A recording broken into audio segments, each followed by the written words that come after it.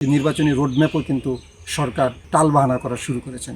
হাসপাতালে বেডে কাতরাচ্ছেন তাদের সুচিকিৎসা ব্যবস্থা না করে ভিন্ন পথে তাড়িত করার জন্যই মানুষের দৃষ্টিশক্তিকে ভিন্ন দিকে নিয়ে যাচ্ছে। সেই নির্বাচনী রোডম্যাপও কিন্তু সরকার কিন্তু একটি টালবাহানা করা শুরু করেছেন।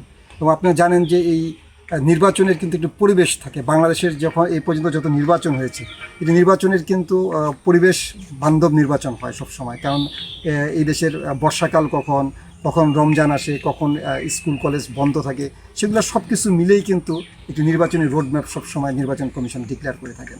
কিন্তু এবারের যে একটি কথা শোনা যাচ্ছে যে যে এপ্রিলের দিকে একটি নির্বাচন হবে, সেখানে কিন্তু তার পূর্বক্ষণই রোজা এবং স্কুল কলেজগুলো খোলা এবং সেখানে বর্ষাকাল।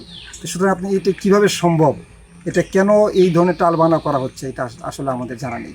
তো আমরা চাই যে একটি সুষ্ঠু গণতান্ত্রিক প্রক্রিয়া, এটি ধারাবাহিক প্রক্রিয়া, এটি এদেশের মানুষের ভোটাধিকার প্রয়োগের জন্য আমাদের যে সংগ্রাম, আমাদের যে লড়াই, সেই লড়াইটি অবশ্যই যদি আমাদের মানুষের ভোটাধিকার প্রয়োগের জন্য যদি আমরা কোনো ধরনের ষড়যন্ত্র আমরা আভাস পাই, তাহলে আমাদের সেই লড়াই অব্যাহত থাকবে।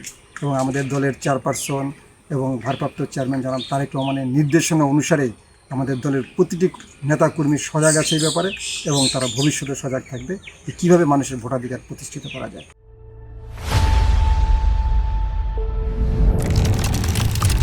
কারণ এই জুলাই বিপ্লবে এই মবিনের মতো ছেলেরা যারা দৃষ্টিশক্তি হারিয়েছেন, যারা এখনও হাসপাতালে বেডে কাতরাচ্ছেন, তাদের সুচিকিৎসা ব্যবস্থা না করে সরকার কিন্তু ভিন্ন পথে তাড়িত করার জন্যই মানুষের দৃষ্টিশক্তিকে ভিন্ন দিকে নিয়ে যাচ্ছে।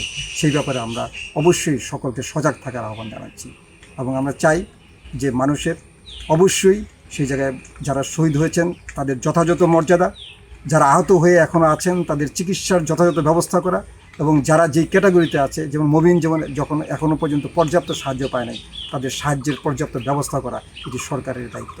আমরা তো একটা আমাদের দলের নেতৃবৃন্দ হিসেবে আমরা এখানে এসেছি, আমার দলের ভারপ্রাপ্ত চেয়ারম্যান নির্দেশনার অনুসারে এখানে এসেছি। আমরা আমাদের যতটুকু লিমিটেশন আছে সেই অনুসারে আমরা তাকে আর্থিক সহায়তা প্রদান করেছি, এবং আমরা ভবিষ্যতে সেটা করবো। আমরা চাচ্ছি যে তার চিকিৎসার ব্যাপারে আমরা যতটুকু সহায়তা করবো, আমি সেই ব্যাপারে কথা বলেছি। ইনশাল্লাহ তার চিকিৎসার ব্যাপারে আমরা সেটুকু সহায়তা করব।